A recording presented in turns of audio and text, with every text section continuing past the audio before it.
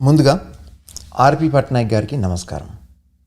మీరు ఈ మధ్య పరుచూరి మల్లిక్ సంధించిన ఒక 57 క్వశ్చన్స్ రామ్ గోపాల్ వర్మ గారి ఇంటర్వ్యూలో మాట్లాడుతూ పరుచూరి మల్లిక్ గారిని మీకు క్వశ్చన్స్ ఉన్నవన్నీ కూడా ఒక పేపర్ మీద పెట్టి మెడికల్ సొసైటీకి కానీ డాక్టర్స్కి కానీ వాళ్ళని అడిగితే గనక వాళ్ళకి వాళ్ళు సమాధానం ఇచ్చే అవకాశం ఉంటుంది కాబట్టి that could be the first step అని చెప్పి ఆర్జీవి గారు అంటాం.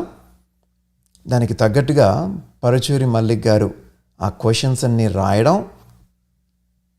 ఆ క్వశ్చన్స్ నాకు ఆర్పి పట్నాయక్ గారు షేర్ చేసి దీనికి మీరు ఆన్సర్స్ ఏమన్నా చెప్పగలరా అని అడగడం జరిగింది. నేను తప్పకుండా ఆన్సర్ చేస్తాను అని చెప్పి దాదాపుగా ఒక 57 క్వశ్చన్లు సంధించారు పరుచూరి మల్లిక్ గారు. సో అవన్నీ 1 by 1 నేను చూశాను, ఒక డాక్యుమెంట్ ఫామ్లో ఆన్సర్స్ రాశాను, అది మీకు షేర్ చేస్తాను. అలాగే ఈ వీడియో ఫామ్లో చేస్తే కనుక క్వశ్చన్ అండ్ ఆన్సర్స్ జనాలకి ఈజీగా అర్థమవుతుందని చెప్పి నేను అనుకుని ఈ వీడియో చేయడం జరుగుతుంది. ముందుగా పరుచూరి మల్లిక్ గారు, మీ నాలెడ్జ్కి హ్యాట్స్ ఆఫ్. మీరు అడిగిన క్వశ్చన్స్ ఎంత డెప్త్లో ఉన్నాయంటే కొన్ని చాలామందికి అసలు కనీసం అటువంటి టర్మినాలజీ ఉంటుందని కూడా తెలియకపోవచ్చు. సో మీరు జర్నల్స్ చదువుతున్నారు, అలాగే వేరియస్ ఆర్టికల్స్ చదువుతున్నారు, నాలెడ్జ్ పెంపొందించుకుంటున్నారు అన్న విషయం నాకు అర్థమవుతుంది మీ క్వశ్చన్స్ని బట్టి. సో వీటన్నిటికీ ఆన్సర్ చేయడానికి I will do my best. First question ఏంటంటే, ఈ మాస్క్స్ అనేవి కానీ, శానిటైజేషన్ కానీ, సోషల్ డిస్టెన్సింగ్ కానీ పనిచేస్తాయా, ఎలా పనిచేస్తాయి అనేది ఒక క్వశ్చన్ ఉంది. దీనికి సంబంధించి పెద్దగా ఎలాబొరేట్ చేయాల్సిన అవసరం ఉందని చెప్పి నేను అనుకోవట్లేదు. ఎందుకంటే it is shown research, journal of American medical association అనే దాంట్లో ఒక ఆర్టికల్ కూడా ప్రచురింపబడడం జరిగింది జస్ట్ రీసెంట్గానే, ఒక 3-4 months బ్యాక్.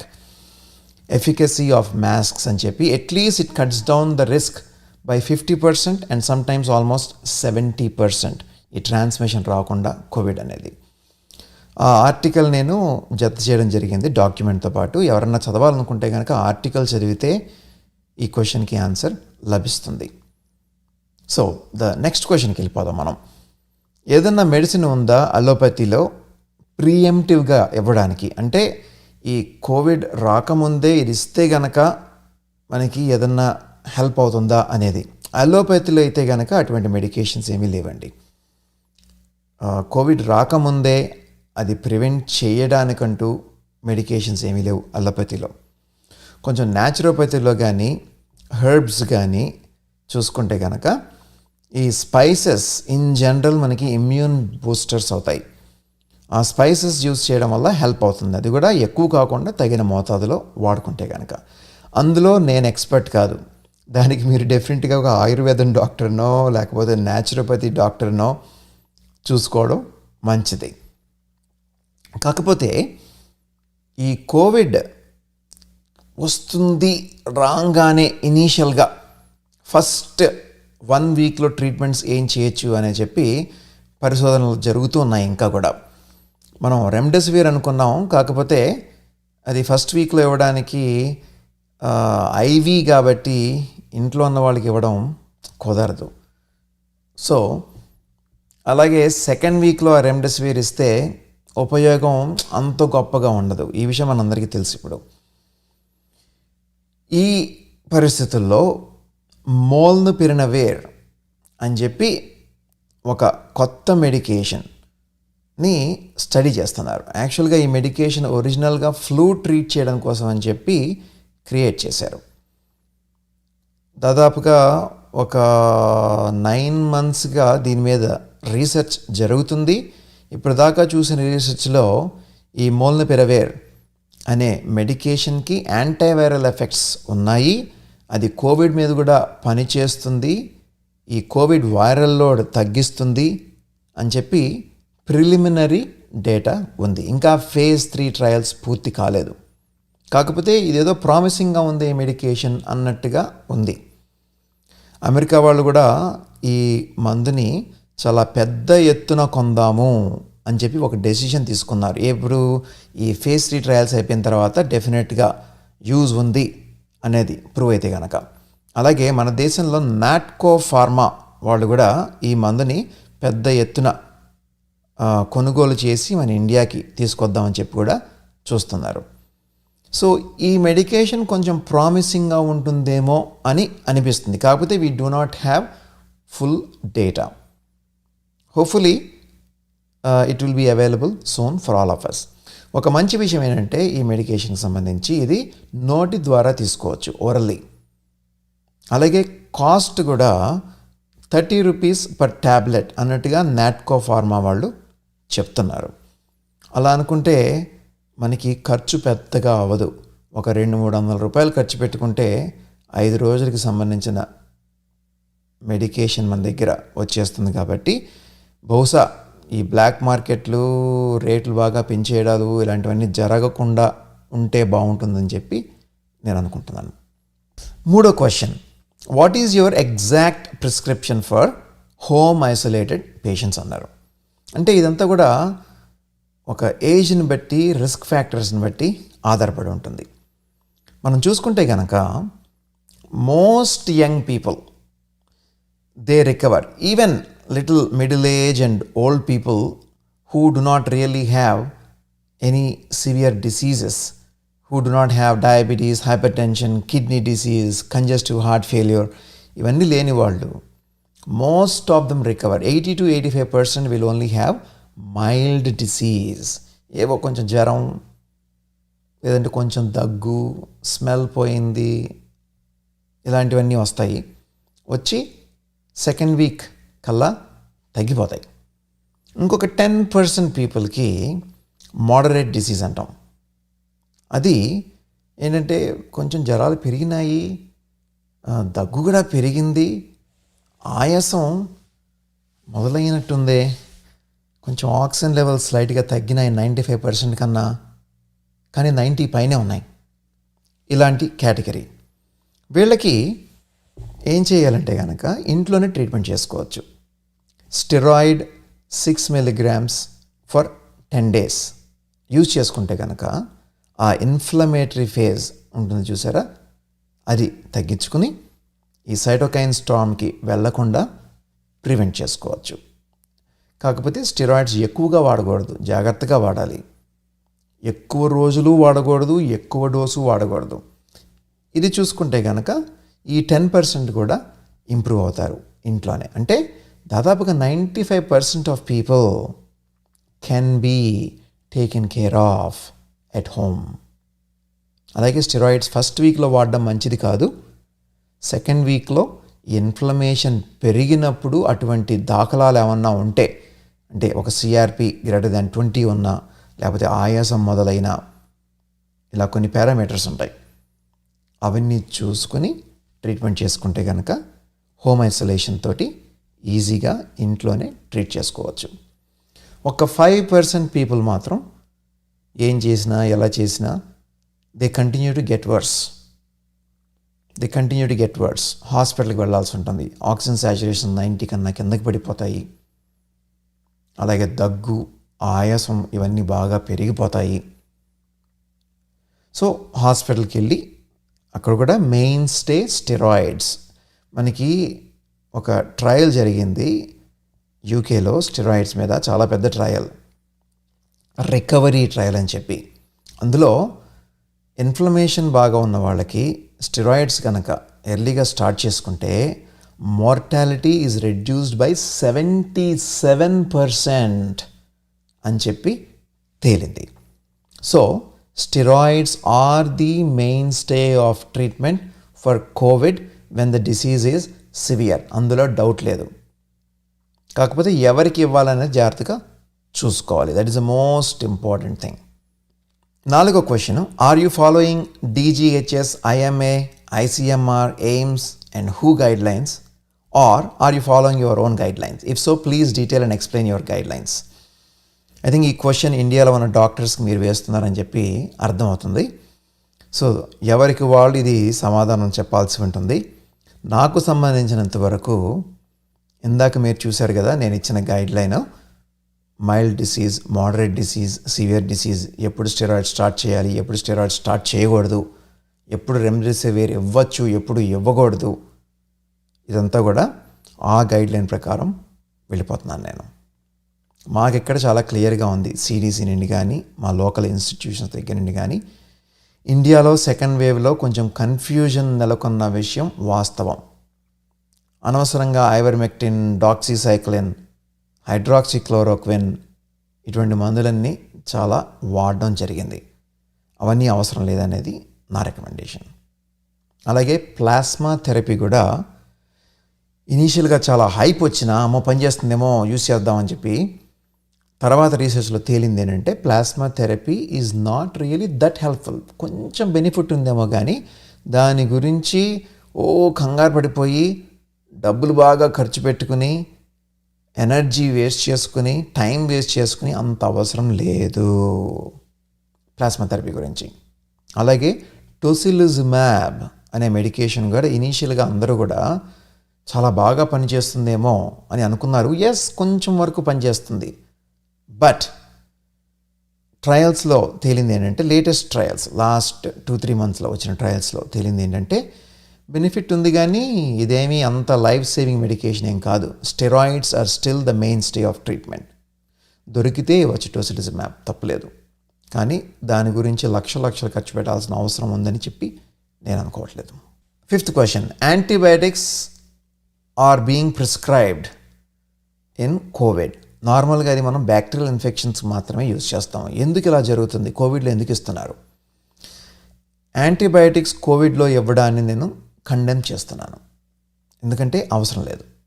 అంటే ఇనీషియల్గా ఇది కోవిడా కాదా, ఇది ఏదైనా బ్యాక్టీరియా మనకి ఇన్ఫెక్షన్ కాజ్ చేస్తుందా అనే ఒక ఆలోచన ఉన్నప్పుడు maybe for 1 day or 2 days కొంతమంది ఇవ్వడంలో ఒక అర్థం ఉంది.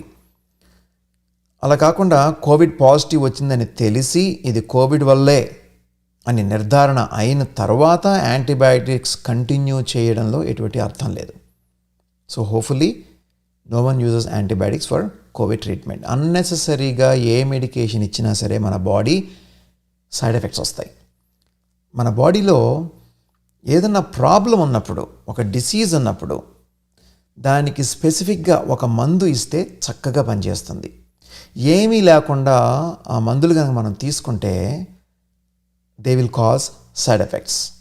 ఈ యాంటీబయాటిక్స్కి, అదర్ డ్రగ్స్కి అవసరం లేకుండా మనం ఇస్తే కనుక అది మన బాడీ మీద అనవసరమైన ఎఫెక్ట్స్ చూపిస్తుంది. So it is not recommended in my opinion. 6వ question, why are you prescribing antibiotics for home isolated patients? దానికి ముందే ఆన్సర్ చెప్పడం జరిగింది. అవసరం లేదు యాంటీబయాటిక్స్. ఎక్కడన్నా డౌట్ ఉంటే ఇది బ్యాక్టీరియల్ ఇన్ఫెక్షన్ అని చెప్పి దెన్ యాంటీబయాటిక్స్ అవసరం అవుతాయి. 7వ question, glycine is extremely sensitive to antibiotics which target folate and blood glycine levels. They drop severely within a short duration of an antibiotic injection. Some antibiotics can cause more drop in glycine, almost 90% within few minutes after being administered. Do you disagree with this? If glycine is inhibitory neurotransmitter in central nervous system, especially in the spinal cord, brainstem, retina and olfactory, then if there is glycine deficiency, how would these affect neurotransmitters function? చాలా పెద్ద question ఇది. Answer ఏంటంటే, ఇందాక నేను చెప్పినట్టుగా కోవిడ్లో antibiotic role లేదు, అవసరం లేదు. ఇక్కడ గ్లైసిన్ దగ్గరికి వచ్చేసరికి గ్లైసిన్కి కొన్ని యాంటీ ఇన్ఫ్లమేటరీ ప్రాపర్టీస్ ఉంటాయి. ఎవరైనా సరే ఈ గ్లైసిన్ సప్లిమెంట్స్ అనేవి యూజ్ చేయాలనుకుంటే కనుక ఎస్ యూజ్ చేసుకోండి, తప్పులేదు. కాకపోతే రీసెర్చ్లో ఇప్పటిదాకా గ్లైసిన్ ఈ డోసేజ్లో ఎంత యూజ్ చేస్తే అది యాంటీ ఇన్ఫ్లమేటరీ బాగా పనికొస్తుంది అని ఎక్కడా కూడా ప్రూవ్ కాలేదు. ఇంకా ఆన్గోయింగ్ రీసెర్చ్ జరుగుతూ ఉంది. అలాగని తీసుకుంటే పెద్దగా సైడ్ ఎఫెక్ట్స్ ఏమీ ఉండవు, ఎందుకంటే it's just simple protein. So that is okay if you really want to use it. Next మీరు గ్లైసిన్ డెఫిషియన్సీ గురించి మాట్లాడారు. ఈ గ్లైసిన్ డెఫిషియన్సీ అనేది రేర్ హెరిడిటరీ డిజార్డర్, అంటే ఒక జెనెటిక్ డిఫెక్ట్ వల్ల కొంతమందికి ఈ గ్లైసిన్ డెఫిషియన్సీ వచ్చి mental retardation, behavioural problems, autism ఇలాంటివన్నీ కూడా జరుగుతుంటాయి. కాకపోతే that is a rare thing. Glycine is a non essential amino acid అన్నమాట. అంటే దాని అర్థం మన బాడీకి అది నాన్ ఎసెన్షియల్, అంటే దాని అర్థం మన బాడీకి అవసరమైనప్పుడు అది మిగతా ప్రోటీన్స్ నుండి ఈ గ్లైసిన్ సింథసైజ్ చేసుకోగలదు. సో దాని గురించి పెద్దగా వరీ అవ్వాల్సిన అవసరం లేదు. అలాగే మనం తీసుకునే చాలా ప్రోడక్ట్స్లో మీట్ కానీ, డైరీ కానీ, పౌల్ట్రీ కానీ, వీటిల్లో గ్లైసిన్ అనేది దొరుకుతుంది. So glycine deficiency is not a big issue. Unnecessary use of antibiotic అవసరం లేదు. గ్లైసిన్ సప్లిమెంట్స్ గురించి కొట్టుకోవాల్సిన అవసరం లేదు. ఎవరైనా నిజంగా తీసుకోవాలంటే తీసుకోండి, that's fine. But at this moment research doesn't show that glycine is proven for treating any COVID or anti-inflammatory issues. 8వ question, have you noticed thrombocytopenia అంటే low platelet count in COVID patients? Can you tell us what is the reason for this? ఈ కోవిడ్లో thrombocytopenia గురించి చాలా పెద్ద research జరిగింది. చూసింది ఏంటంటే కోవిడ్ పేషెంట్స్లో ఒక్కొక్కసారి థ్రాంబోసైటోపీనియా అంటే ప్లేట్లెట్ కౌంట్ పడిపోవడం అనేది జరుగుతుంటుంది. కాకపోతే ఇట్ ఈస్ మైల్డ్, కొంచెం వరకే. సివియర్ థ్రాంబోసైటోపీనియా అనేది కోవిడ్ వైరస్, కరోనా వైరస్ డైరెక్ట్గా అయితే ఏమీ కాజ్ చేయదు. ఇంకా వేరే ప్రాబ్లమ్స్ ఉంటాయి ఈ థ్రాంబోసైటోపీనియా రావడానికి, అంటే ప్లేట్లెట్స్ పడిపోవడానికి. ఈ కోవిడ్ వచ్చినప్పుడు బాగా ఇన్ఫ్లమేషన్ జరిగి, ఆ సైటోకైన్ స్టార్మ్ అంటాం కదా, ఇన్ఫ్లమేషన్ జరిగి కన్జంప్షన్ కోయాగ్యులోపతి అంటాం అనమాట మెడికల్ టెర్మినాలజీలో. జరిగినప్పుడు ఈ వేరియస్ కోయాగ్యులేషన్ ఫ్యాక్టర్స్, ప్లేట్లెట్స్ ఇవన్నీ కూడా తగ్గి అప్పుడు ప్లేట్లెట్స్ బాగా పడిపోయే అవకాశం ఉంటుంది అనేది చెప్తుంది. అది ఎవరిలో బాగా సివియర్ కోవిడ్ ఉన్న వాళ్ళలో, ఐసీయూలో చేరి సైటోకైన్ స్టార్మ్లో కొట్టుకుంటున్న వాళ్ళకి ఆ అవకాశం ఉంటుంది.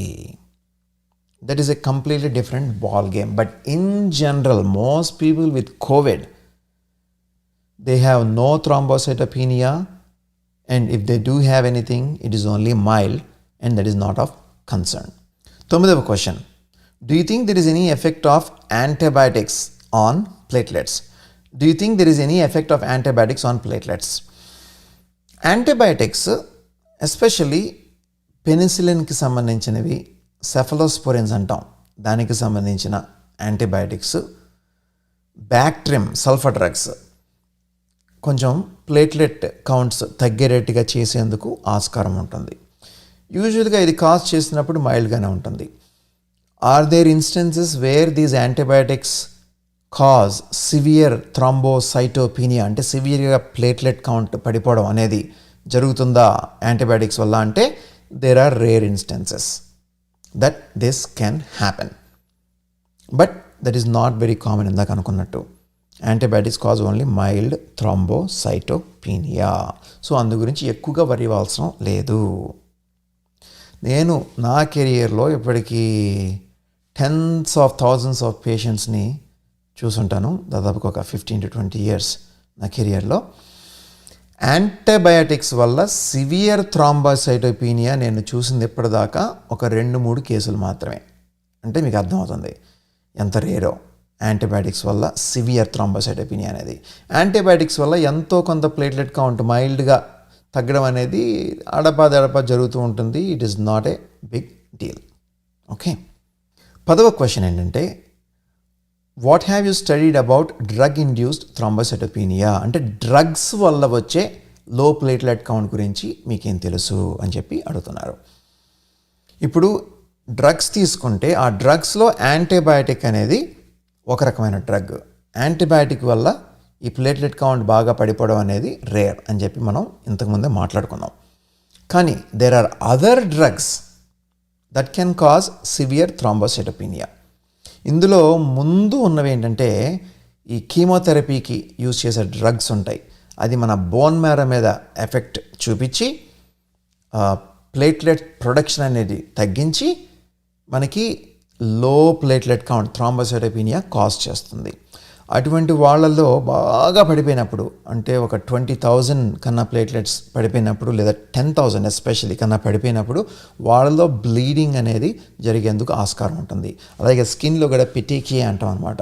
ఈ క్యాపిలరీస్ అన్నీ కూడా బ్రేక్ అయ్యి బ్లీడ్ అయ్యి స్కిన్లో ఎర్రగా మీకు కనబడుతుంది. సో ఇది కొన్ని కీమోథెరపీ డ్రగ్స్ వల్ల జరగచ్చు. అలాగే ఇంకొక మెకానిజం ఏంటంటే డ్రగ్ ఇండ్యూస్ థ్రాంబోసైటోపీనియాలో ఇమ్యూన్ రియాక్షన్ ఉంటుందన్నమాట. అంటే ఈ డ్రగ్స్ వల్ల ఒకసారి మన బాడీ కన్ఫ్యూజ్ అయ్యి ఆటో ఇమ్యూన్ ఫినామినన్ అనేది జరుగుతుంది. అంటే మన ప్లేట్లెట్స్ మీద అటాక్ జరుగుతుంది యాంటీబాడీస్. సో అటువంటి పరిస్థితుల్లో ఆ కల్ప్రిట్ డ్రగ్ ఏంటి అనేది చూసుకుని ఆ కల్ప్రిట్ డ్రగ్ అనేది రిమూవ్ చేసుకోవాల్సి వస్తుంది. It's becomes a very tedious process అనమాట. మెడికేషన్ అన్నీ ఉంటాయి, 10-15 వాళ్ళు వాడుతున్నవి ఒక్కొక్కటి చూసుకుని ఎలిమినేట్ చేసుకుని ఇది కాదు అనేది చూసుకుని అది ఎలిమినేట్ చేసుకోవాల్సి ఉంటుంది.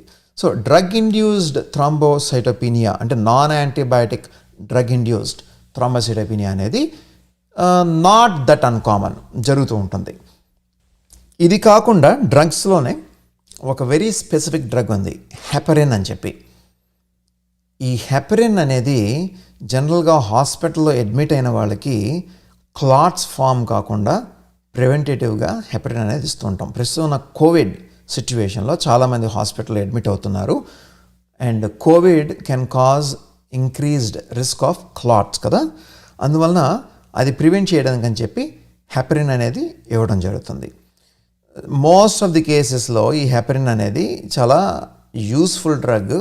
దీనివల్ల సైడ్ ఎఫెక్ట్స్ చాలా మినిమల్, బ్లీడింగ్ ఇలాంటివన్నీ కూడా minimal. It is well proven that this is the beneficial drug. కాకపోతే కొన్నిసార్లు ఈ హెపరిన్ అనేది మన ప్లేట్లెట్స్ పడిపోయేటట్టుగా చేస్తుంది. దాన్నే హెపరిన్ ఇండ్యూస్డ్ థ్రాంబోసైటోపీనియా అని చెప్పి అంటాం. అది కనుక జరిగితే ఇట్ ఈస్ వెరీ డేంజరస్. అది వెంటనే మనం ఐడెంటిఫై చేసుకుని ఈ ప్లేట్లెట్స్ పడిపోతూ ఉంటే, ఎస్పెషల్లీ 50% కన్నా తగ్గిపోతే ప్లేట్లెట్స్, అంటే స్టార్ట్ అయినప్పుడు లెటర్సే 200,000 ఉన్నాయి ప్లేట్లెట్స్, అది సడన్గా 50% పడిపోతే అంటే 200,000 నుండి 100,000కి వచ్చింది అనుకుందాం. One should definitely suspect heparin induced thrombocytopenia. దానికి టెస్టులు కూడా ఉంటాయి. చేసినప్పుడు దీనివల్ల ఇది వచ్చింది అనేది తెలుస్తుంది. హిట్ యాంటీబాడీ అంటాం దాన్నే మేము, హిట్ యాంటీబాడీ, అది చెక్ చేసుకుంటాం. Fortunately it is not that common. Okay, 11వ question, is COVID virus causing increased platelet consumption? No, COVID is not causing increased platelet consumption directly. COVID అనేది డైరెక్ట్గా మన ప్లేట్లెట్స్ని ఎఫెక్ట్ చేయడం అనేది చాలా చాలా చాలా చాలా తక్కువ. కాకపోతే ఈ కోవిడ్ వచ్చినప్పుడు బాగా సివియర్ అయితే, ఆ ఇన్ఫ్లమేషన్ బాగా సివియర్ అయితే, మన ఇమ్యూన్ సిస్టమ్ను ఈ కోవిడ్ వైరస్ కొట్టుకుని సైటోకైన్ స్టామ్లోకి వెళితే అప్పుడు ఈ కన్జంప్షన్, కోయాగ్యులోపతి, అలాగే ప్లేట్లెట్ కన్జంప్షన్, ప్లేట్లెట్ ట్రాపింగ్ అంటాము క్లాట్స్లో, ఇదంతా కూడా జరిగేందుకు ఆస్కారం ఉంటుంది. 12వ question, what are you prescribing to increase platelet production to control internal bleeding due to low platelet count? ఇక్కడ చూసుకుంటే కనుక ఈ కోవిడ్ వల్ల సివియర్ థ్రాంబోసైటోపీనియా జరగడం అనేది రేర్ అని చెప్పి మనం అనుకున్నాం. అంటే కోవిడ్ వైరస్ డైరెక్ట్గా అది కాజ్ చేయదు. ఈ ప్లేట్లెట్ కన్జంప్షన్ జరిగినప్పుడు క్లాట్స్ ఫామ్ అయ్యి, ఆ క్లాట్స్లో ఈ ప్లేట్లెట్స్ అన్నీ ఇరుక్కుపోయి తగ్గినప్పుడు that is a totally different problem. ఆ ఇన్ఫ్లమేషన్ కంట్రోల్ చేసుకుంటూ, స్టెరాయిడ్స్ ఇచ్చుకుంటూ ఆ ట్రీట్మెంట్ అనేది చేసుకోవాలి. That is a very detail treatment. అది తీసి ఇది జనరల్ పబ్లిక్లో మాట్లాడే ట్రీట్మెంట్ కాదు, అది ఐసీయూ లెవెల్లో మాట్లాడుకునే ట్రీట్మెంట్. కాకపోతే ఇక్కడ పాయింట్ ఉంది, బ్లీడింగ్ గురించి అడిగారు మీరు. ప్లేట్లెట్స్ తగ్గినప్పుడు బ్లీడింగ్ వస్తుందా అంటే రావడానికి ఆస్కారం ఉంటుంది.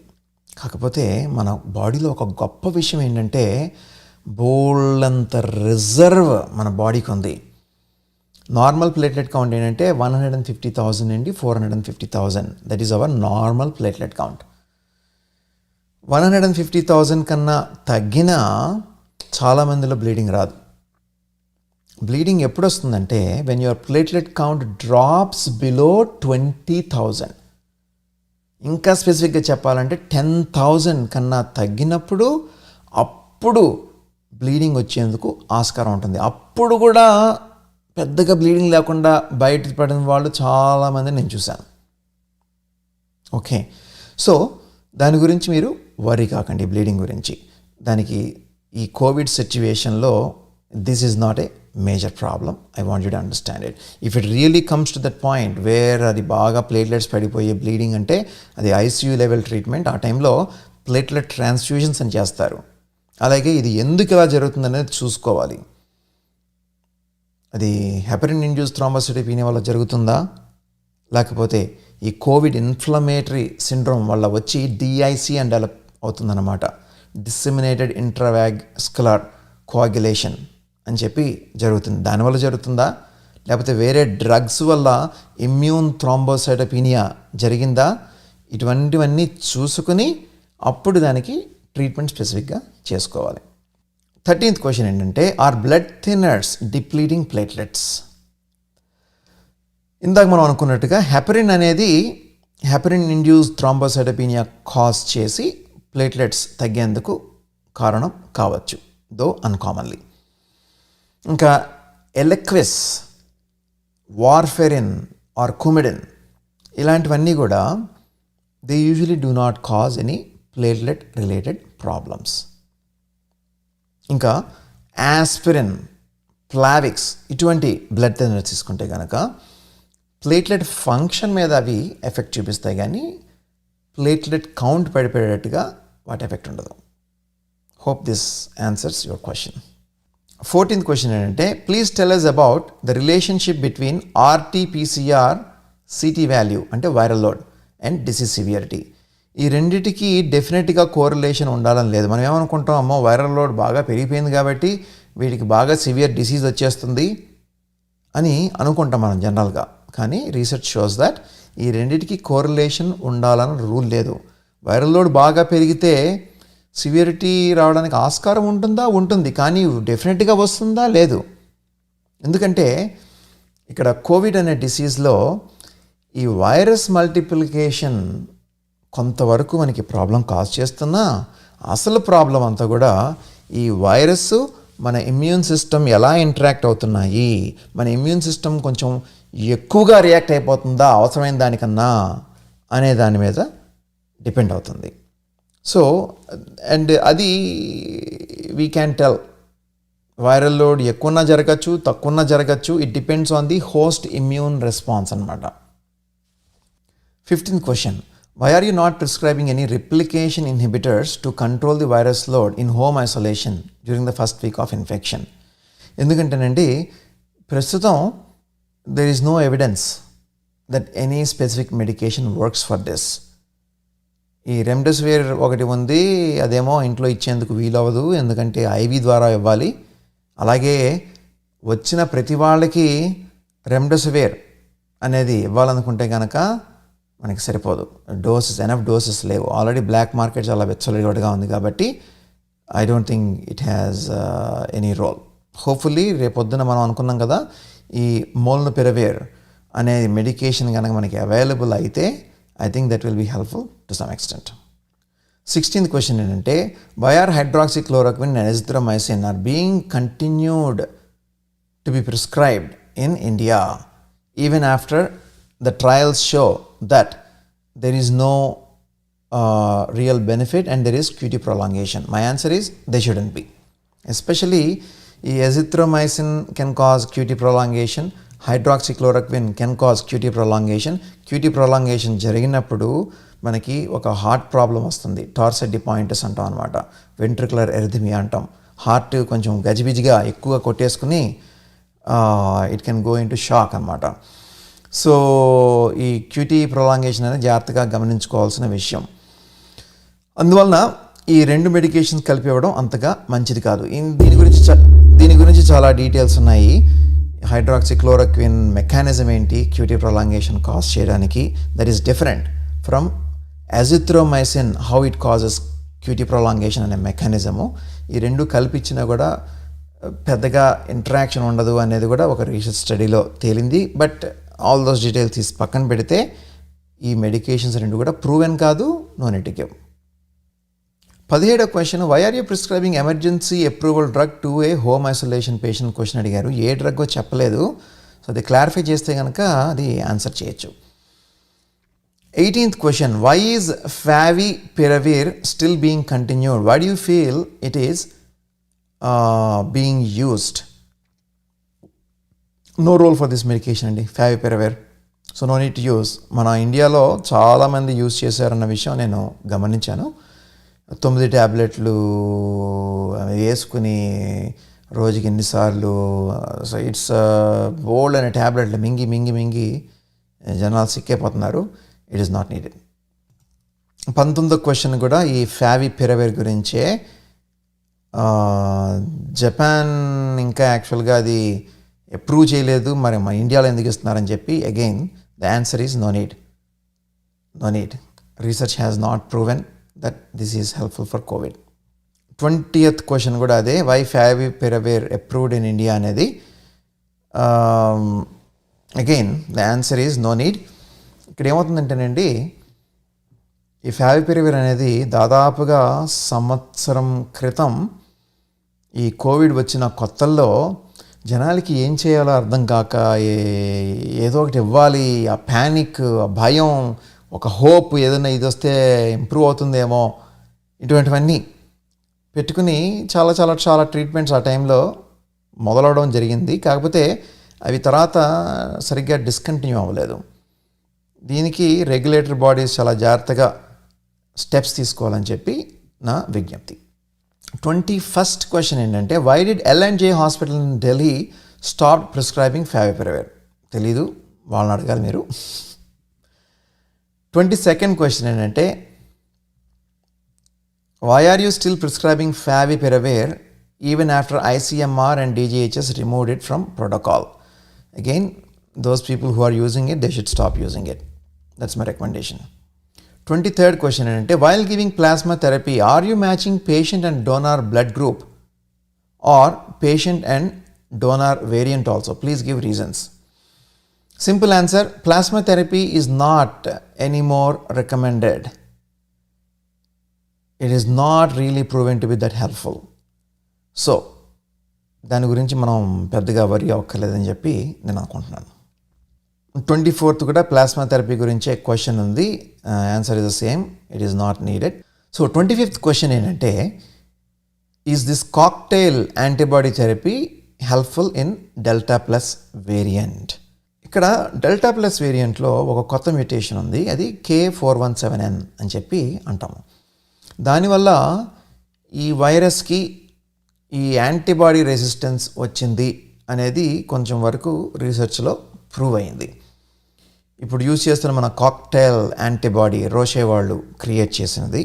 ఒరిజినల్గా అది వైల్డ్ టైప్ కరోనా వైరస్ తీసుకుని దానికి అగెయిన్స్ట్గా అది క్రియేట్ చేయడం జరిగింది. కాకపోతే దాదాపుగా ఈ సంవత్సరంలో ఈ కరోనా వైరస్ స్పైక్ ప్రోటీన్ చాలాసార్లు మ్యుటేషన్ అయ్యి ఆ ఒరిజినల్గా ఉన్న యాంటీబాడీస్, మోనోక్లోనల్ కాక్టైల్ యాంటీబాడీ దీనికి అంత ఎఫెక్టివ్గా పనిచేయదు ఏమో అని చెప్పి ఒక రీసెర్చ్ స్టడీ వచ్చింది. సో దీని గురించి ఫర్దర్గా ఇంకా స్టడీ చేయాల్సి ఉంటుంది అని చెప్పి నేను అనుకుంటున్నాను. అప్పటిదాకా ఒక విషయం మనం గమనించాల్సింది ఏంటంటే, ఈ మోనోక్లోనల్ యాంటీబాడీ థెరపీ కూడా ఒక ఎక్స్పెరిమెంటల్ థెరపీయే. This is not a major treatment like steroid treatment. అలాగే ఈ సెలెక్టివ్ పాపులేషన్లోనే మనం ఇవ్వాలి. మోనోక్లోనల్ యాంటీబాడీ కాక్టైల్ ట్రీట్మెంట్ అనేది ఎవరిలో మైల్డ్ డిసీజ్ ఉన్న వాళ్ళలో అక్కర్లేదు. కాకపోతే risk of progression to moderate to severe disease ఉంది అని అనుకుంటే కనుక, అంటే ఒక 65 ఏజ్ పైన ఉండి, క్యాన్సర్ ఉండి, హార్ట్ ప్రాబ్లమ్స్ ఉండి, కిడ్నీ ప్రాబ్లమ్స్ ఉండి, లేకపోతే డయాబెటీస్ కానీ, హై బ్లడ్ ప్రెషర్ కానీ, ఇటువంటి కోమార్బిడిటీస్ అంటాం అనమాట. ఇవన్నీ ఉన్నప్పుడు వాళ్ళలో ఫస్ట్ 5 to 6 days లోపలే ఈ యాంటీబాడీ కాక్టైల్ థెరపీ అనేది ఇవ్వాలి. అది ఐవి ఇన్ఫ్యూషన్ ద్వారా ఇస్తూ ఉంటారు, జనరల్గా అవుట్ పేషెంట్ సెట్టింగ్లో ఇస్తూ ఉంటారు. కాకపోతే ట్రీట్మెంట్ దాదాపుగా 70,000. సో జుడిషియస్గా యూజ్ చేసుకోవాలి దీన్ని, ఎవరికి కావాలి ఎవరికి అక్కర్లేదు అని చెప్పి. ఇప్పుడు ఈ కొత్త కన్సర్న్ వచ్చింది మనకి, డెల్టా ప్లస్ వేరియంట్ యాంటీబాడీ సరిగ్గా పనిచేస్తుందో లేదో మోనోక్లోనల్ యాంటీబాడీ అని చెప్పి. సో దాని యొక్క యూజ్ కూడా అప్పుడు మనకి డౌట్లో పడుతుంది అనమాట. యూజ్ చేద్దాం వద్దా, 70,000 ఖర్చు పెట్టాలా అక్కర్లేదా అనేది ఆలోచించుకోవాలి. ఇక్కడ ఇంపార్టెంట్ పాయింట్ ఏంటంటే, డాక్టర్స్ అందరూ కూడా ఒక పేషెంట్ని చూసేటప్పుడు ట్రయాజ్ అంటాం అనమాట. క్లాసిఫై చేసుకుంటాం, వీడేంటి, వీడికి రిస్క్ ఎక్కువ, రిస్క్ తక్కువ, వీడికి మైల్డ్ డిసీజా, మోడరేట్ డిసీజా, సివియర్ డిసీజా, ఇలా చూసుకుని జుడిషియస్గా ట్రీట్మెంట్ చేయాలి. అంటే ఏది ఎవరికి ఇవ్వాలి, ఏది ఎవరికి ఇవ్వకూడదు అన్నది ఆలోచించుకుని, అందరికీ ఒకటే ట్రీట్మెంట్ కాదు. 26th question, what is the protocol you follow to identify and match the variant? దీనికి someone in India ఈ ల్యాబ్ టెస్ట్ చేసేవాళ్ళు, I think they should answer this. 27th question ఏంటంటే, is remdesivir helpful after viremia phase? ఇక్కడ viremia phase అంటే ఏంటంటే, first వీక్లో ఈ virus replication జరిగి మీ బ్లడ్లో ఈ వైరస్ లెవెల్స్ అన్నీ బాగా పెరుగుతాయి. దాన్ని వైరీమియా అంటాం అనమాట. బ్యాక్టీరియా మన బ్లడ్లో ఉంటే కనుక బ్యాక్టీరియమియా అంటాం, వైరస్ బ్లడ్లో ఉంటే కనుక వైరీమియా అంటాం. ఫస్ట్ వీక్ ఎండ్కి వచ్చేసరికి మన ఇమ్యూన్ సిస్టమ్ యాక్ట్ అవ్వడం మొదలయ్యి ఈ వైరస్ లోడ్ మెల్లగా పడిపోతుంది, అన్డిటెక్టబుల్ లెవెల్స్లోకి వెళ్ళిపోతుంది. ఓకే, సో ఇప్పుడు ఈయన అడిగే క్వశ్చన్ ఏంటంటే, ఈ రెమ్డెసివిర్ అనేది ఈ వైరీమియా ఫేజ్ అయిపోయిన తర్వాత, అంటే ఫస్ట్ వీక్ అయిపోయిన తర్వాత హెల్ప్ అవుతుందా? హెల్ప్ కొంచెమే అవుతుంది. ఎందుకంటే ఏ వైరస్కైనా సరే usual treatment, antiviral treatment first 4 to 5 daysలోనే హెల్ప్ అవుతుంది. ఒకసారి వైరస్ బాగా రిప్లికేట్ అయిపోయిన తర్వాత ఈ యాంటీవైరల్ ట్రీట్మెంట్ ఇవ్వడం వల్ల పెద్దగా యూజ్ ఉండదు. మన యాక్ట్ 1 స్టడీలో తేలింది ఏంటంటే, దాదాపుగా ఒక 10 days దాకా సమ్ బెనిఫిట్ ఉంటుంది, అప్పటిదాకా ఇవ్వచ్చు అన్నట్టుగా తేలింది. So but the benefit is again modest. I wouldn't recommend anyone running after remdesivir. Don't waste your money on it. 28th question, are you monitoring AST and ALT daily after administering remdesivir? Yes, I think you should monitor AST, ALT daily when you are giving remdesivir. ఎందుకంటే remdesivir కొన్నిసార్లు ఈ liver function test అని ఉంటాయి, AST, ALT, అవి elevate చేసేందుకు ఆస్కారం ఉంటుంది. అది మనం జాగ్రత్తగా మానిటర్ చేసుకుని, ఎప్పుడైతే ఆ లెవెల్స్ పెరుగుతున్నాయి అనుకుంటే, ఎస్పెషల్లీ 5 times కన్నా ఎక్కువ లెవెల్స్ పెరిగితే కనుక రెమ్డెసివిర్ అనేది స్టాప్ చేసేయాలి. 29th question యాక్చువల్గా అదే అడిగారు ఆయన, ఎప్పుడు మనం ఈ రెమ్డెసివిర్ స్టాప్ చేసేయాలి, ఏ లెవెల్స్ ఆఫ్ AST, ALT అంటే liver function test AST, ALT ఏ లెవెల్లో ఉన్నప్పుడు అనేది, అది 5 times కన్నా ఎక్కువ ఉన్నప్పుడు we have to stop it. 30th question, what is the role of tocilizumab in COVID? ఈ టోసిలిజుమాబ్ అనేది ఈ ఇంటర్ల్యూకిన్ 6 ఆర్ IL-6 అనే ఒక సైటోకైన్, ఒక ఇన్ఫ్లమేటరీ మార్కర్ అన్నమాట. ఈ IL-6 అనేది ఒక కీ రోల్ ప్లే చేస్తుంది ఈ సైటోకైన్ స్టార్మ్లో. సైటోకైన్ స్టార్మ్ అంటే బాగా ఇన్ఫ్లమేషన్కి సంబంధించిన కొన్ని కెమికల్స్ బాడీలో రిలీజ్ అయ్యి అందరినీ వెళ్ళి బాడీలో టిష్యూస్ కానీ డిఫరెంట్ ఆర్గాన్స్ కానీ వాటినన్నిటినీ ఎఫెక్ట్ చేస్తాయి. అది ఎలా కంపేర్ చేయొచ్చంటే, ఇప్పుడు ఒక దొంగల ముఠా ఉందనుకుందాం, ఒక సిటీలోకి చొరబడింది. ఓకే, సో వీళ్ళని ఫైట్ చేయడానికి పోలీసులను పంపించారు. ఈ పోలీసులు దొంగలు కొట్టుకుని మొత్తానికి పోలీసులు వీళ్ళని కంట్రోల్ చేసేసారు, దొంగలందరినీ కూడా. అదంతా కూడా ఒక రెగ్యులేటెడ్గా జరిగింది. ఇప్పుడు దొంగల ముఠా కోవిడ్ వైరస్ అనుకుందాం, పోలీసులు మన ఇమ్యూన్ సిస్టమ్, ఆ ఇమ్యూన్ సిస్టమ్ సంబంధించిన వేరియస్ సెల్స్. ఈ పోలీసులు రెగ్యులేటెడ్గా చాలా స్పెసిఫిక్గా ఈ దొంగల ముఠా మీద అటాక్ చేసి వాళ్ళని కంట్రోల్ చేస్తే ప్రాబ్లం ఏమీ ఉండదు కదా. అలాగే మన ఇమ్యూన్ సిస్టమ్ కూడా ఈ వైరస్ని చాలా రెగ్యులేటెడ్గా స్పెసిఫిక్గా టార్గెట్ చేసి కంట్రోల్ చేస్తే మనకి ఈ డిసీజ్ మైల్డ్ డిసీజ్గా లేదా జస్ట్ మోడరేట్ డిసీజ్గా ఉండి తగ్గిపోతుంది. ఎప్పుడైతే ఈ పోలీసులు బాగా రెచ్చిపోయి ఈ దొంగల ముఠా మీద కాల్చడమే కాకుండా పెద్ద పెద్ద బాంబులు వేసి చేస్తే అప్పుడు ఏమవుతుందంటే ఈ దొంగల ముఠాతో పాటు చుట్టుపక్కల ఉన్న జనాలందరూ, సివిలియన్స్, వాళ్ళ ఇళ్ళు, బిల్డింగ్స్ ఇవన్నీ కూడా డ్యామేజ్ అవుతాయి. అవునా? సో అదే రకంగా మనకి ఈ దొంగల ముఠా COVID-19 వైరస్ అనుకుంటే కనుక మన ఇమ్యూన్ సిస్టమ్, ఈ పోలీసులు అనుకుంటే కనుక మన ఇమ్యూన్ సిస్టమ్ ఓవర్ రియాక్ట్ అయిపోయి ఎక్కువ బుల్లెట్లు యూజ్ చేసేసి పెద్ద పెద్ద బాంబులు విసిరేస్తే రైట్ మన ఇమ్యూన్ సిస్టమ్, అప్పుడు ఈ వైరస్ చచ్చిపోవడమే కాకుండా చుట్టుపక్కల ఉన్న చాలా డ్యామేజ్ జరుగుతుంది. అదే cytokine Storm, inflammation, severe inflammation జరిగినప్పుడు లంగ్ అంతా డ్యామేజ్ అవుతుంది. ఒకానొక సమయంలో అది బియాండ్ లంగ్ వెళ్ళి హార్ట్ కానీ మిగతా ఆర్గాన్స్ కానీ ఇవన్నీ కూడా ఎఫెక్ట్ అవుతాయి. షాక్లోకి వెళ్ళిపోవచ్చు జనాలు.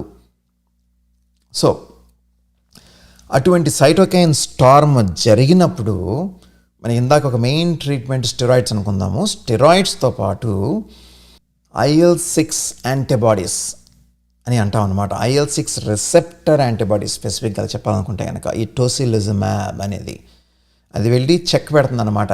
ఆపండి, మీరు ఎందుకు ఇలాగా ఫైటింగ్ చేస్తున్నారు అనవసరంగా అని చెప్పి అది చెక్ పెడుతుంది.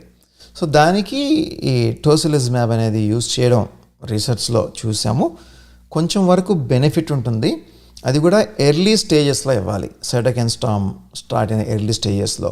అది డిలే అయ్యే కొద్దీ టోసిలిజుమాబ్ యొక్క ఎఫెక్టివ్నెస్ తగ్గిపోతుంది. ఎందుకంటే అప్పటికే it is beyond control, damage అంతా జరిగిపోయింది. ఆ డ్యామేజ్ జరగక ముందు జరుగుతున్న కొత్తల్లోనే ఈ టోసిలిజుమాబ్ అనేది ఇవ్వాలి.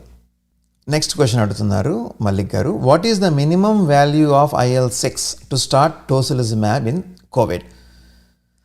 దానికి ఒక మార్కర్ అనుకుంటే కనుక IL-6 levels greater than 30 picogram per ml అంటాం అనమాట.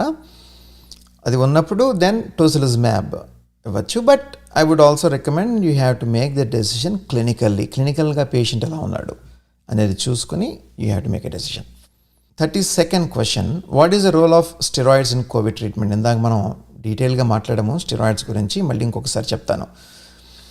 Steroids are the only medication that is proven to reduce mortality in patients who have severe COVID disease. Severe COVID disease అంటే బాగా ఇన్ఫ్లమేషన్ పెరిగి దానికి మార్కర్ CRP గ్రేటర్ దెన్ 20 అనేది ఉండడం, అలాగే ఆయాసం రావడం, బాగా దగ్గు ఉండడం, జ్వరాలు బాగా పెరగడం, ఇవన్నీ జాగ్రత్తగా చూసుకుని ఆక్సిజన్ లెవెల్స్ పడిపోవడం అన్నీ కరెక్ట్గా బేరీజ్ వేసుకుని వీడికి డెఫినెట్గా సివియర్ డిసీజ్ వెళ్తుంది అనుకున్నప్పుడు వాళ్ళల్లో స్టెరాయిడ్స్ ఇచ్చినప్పుడు it has cut down the mortality by 77%. That is a big deal. That is a very big deal. That is the role of steroids. కొంచెం మోడరేట్ ఇన్ఫ్లమేషన్ ఉన్నప్పుడు, ఇవ్వాలా వద్దా అనే ఆలోచనలో ఉన్నప్పుడు, it is shown some benefit. అది మనం dexamethasone 6 mg daily ఒక 10 days ఇచ్చినందువల్ల నష్టమేమీ లేదు. You can finish it. It will reduce the risk of progression to severe disease. అదే మైల్డ్ డిసీజ్ ఉన్నప్పుడు, అంటే ఆక్సిజన్ ప్రాబ్లమ్స్ లేవు, పెద్దగా దగ్గు లేదు, ఏదో కొంచెం జ్వరం ఉంది, లేదంటే స్మెల్ లాస్ ఉంది, ఇవన్నీ ఉన్నప్పుడు, పెద్దగా ఇన్ఫ్లమేషన్ లేనప్పుడు, సిఆర్పి లెవెల్స్ లెస్ దాన్ 10 ఉన్నప్పుడు స్టెరాయిడ్స్ ఇస్తే హార్మ్ ఉంది అని చెప్పి రీసెర్చ్లో తేలింది. ఎస్పెషల్లీ ఫస్ట్ వీక్లో స్టెరాయిడ్స్ ఇవ్వడం మంచిది కాదు అనేది కూడా రీసెర్చ్లో తేలింది. 33rd question, what are the markers to be considered while starting steroid therapy and what are the minimum values to start steroid treatment? సింపుల్గా చెప్పాలంటే సిఆర్పి లెవెల్స్ గ్రేటర్ దాన్ 20 ఉన్నప్పుడు it is recommended to start steroids. అలాగే inflammation ఉన్నప్పుడు, అంటే ఆయాసం ఉంది, ఆయాసం ఎందుకు వస్తుంది? లంగ్స్లో ఇన్ఫ్లమేషన్ వచ్చినప్పుడు ఆయాసం వస్తుంది, అది తెలిసినప్పుడు. ఆక్సిజన్ లెవెల్స్ ఎప్పుడు పడతాయి? ఈ లంగ్స్లో ఇన్ఫ్లమేషన్ అప్పుడు ఆక్సిజన్ లెవెల్స్ పడతాయి. అదే పదే పదే అలాగే దగ్గు పర్సిస్టెంట్గా ఎప్పుడు వస్తుంది? బాగా లంగ్స్లో ఇన్ఫ్లమేషన్ ఉన్నప్పుడు వస్తుంది. ఇటువంటివన్నీ సరగేట్ మార్కర్స్ అంటాం. అవన్నీ కూడా జాగ్రత్తగా చూసుకుని క్లినికల్గా we have to make a good decision. 34th question, Paruchuri Mallik గారు అడిగింది ఏంటంటే, are you not monitoring neutrophil to lymphocyte ratio NLR అంటాం అనమాట at the time of steroid treatment. ఇప్పుడు ఎన్ఎల్ఆర్ అనేది 6.5 కన్నా ఎక్కువ ఉన్నప్పుడు బ్యాడ్ అవుట్కమ్స్ ఉంటాయి అనేది మనకి రీసెర్చ్లో తెలుస్తుంది. అంటే న్యూట్రోఫిల్ టు లింఫోసైట్ రేషియో అంటాం. లింఫోసైట్స్ తగ్గి న్యూట్రోఫిల్స్ బాగా పెరిగితే దానివల్ల బ్యాడ్ అవుట్కమ్స్ ఉంటాయి అని చెప్పి కోవిడ్ రీసెర్చ్లో తెలుస్తుంది. అలాగే ఈ ఎన్ఎల్ఆర్ రేషియో గ్రేటర్ దాన్ 9 ఉంటే కనుక డెత్ ఛాన్స్ కూడా ఎక్కువ ఉంటుంది అని చెప్పి తెలుస్తుంది. అలాగే కార్టికోస్టెరాయిడ్స్ అనేవి ఎన్ఎల్ఆర్ లెవెల్స్ గ్రేటర్ దాన్ 6.1 ఉన్నప్పుడు కార్టికోస్టెరాయిడ్స్ అనేవి హెల్ప్ అవుతాయి అనేది కూడా తెలుస్తుంది. అలాగే ఎన్ఎల్ఆర్ లెవెల్స్ లెస్ దాన్ 6.1 ఉన్నప్పుడు కార్టికోస్టెరాయిడ్స్ యూజ్ చేసినా సరే మోర్టాలిటీ అనేది పెద్దగా ఇంప్రూవ్మెంట్ లేదు అనేది కూడా తెలుస్తుంది. ఇవన్నీ కూడా రీసెర్చ్ ఆర్టికల్లో అవుట్లైన్ అయి ఉన్నాయి. ఆ రీసెర్చ్ ఆర్టికల్ కూడా నేను ఇక్కడ లింక్ మీకు ఇస్తున్నాను, చదవాలనుకున్న వాళ్ళు డీటెయిల్గా చదువుకోవచ్చు. దీనికి కారణం ఏంటో నేను మీకు చెప్తాను. ఈ న్యూట్రోఫిల్ టు లింఫోసైట్ రేషియో ఎక్కువ ఉండడం వలన ఎందుకు డ్యామేజ్ ఎక్కువ జరగచ్చు, సివియర్ డిసీజ్ ఉండొచ్చు అనేది. ఇప్పుడు కోవిడ్లో ఏమవుతుందంటే, ఈ ఇన్ఫ్లమేషన్ బాగా పెరిగినప్పుడు ఈ న్యూట్రోఫిల్స్ అంటే పోలీసులన్నీ కూడా వచ్చేస్తాయి, పెద్ద పెద్ద వాల్యూమ్లో బాగా ఎక్కువ మంది వచ్చేసి అందరినీ షూట్ చేయడం మొదలు పెట్టేస్తుంటాయి. ఆ ప్రాసెస్లో డ్యామేజ్ అనేది చాలా జరుగుతుంది. ఓకే, ఈ డ్యామేజ్ జరిగినప్పుడు దాని రిప్రజెంటేషనే ఈ ఇన్ఫ్లమేటరీ మార్కర్స్ అన్నీ కూడా. ఇవన్నీ కూడా మనం మానిటర్ చేసుకోవచ్చు. ఒక డీడైమర్ మానిటర్, ఒక డీడైమర్ రూపంలో కానీ, ఒక ఫెరటిన్ రూపంలో కానీ, ఒక సిఆర్పి రూపంలో కానీ. అలాగే NLR is also gives how this inflammation is going on అనేది. అదంతా తగ్గించడానికి ఈ స్టెరాయిడ్స్ చాలా హెల్ప్ అవుతాయి. Steroids will dampen the inflammation. దీని గురించి నెక్స్ట్ కొన్ని క్వశ్చన్స్ ఉన్నాయి మల్లిక్ గారు అడిగినవి, అక్కడ మాట్లాడినప్పుడు మరింత డీటెయిల్లోకి వెళ్దాం. 35th క్వశ్చన్ మల్లిక్ గారు అడిగింది ఏంటంటే, do you agree or not that high neutrophil count results in NETosis? NETosis అంటే ఎన్ఈటి నెట్ ఓసిస్. నెట్ అంటే న్యూట్రోఫిల్ ఎంట్రాప్మెంట్ అంటాము. ఇది యాక్చువల్గా a newer concept in medical research. దీని గురించి కొన్ని రీసెర్చ్ ఆర్టికల్స్ పబ్లిష్ అయినా, 100 ఆర్టికల్స్ పబ్లిష్ అయినాయి లాస్ట్ 2 to 3 ఇయర్స్లో.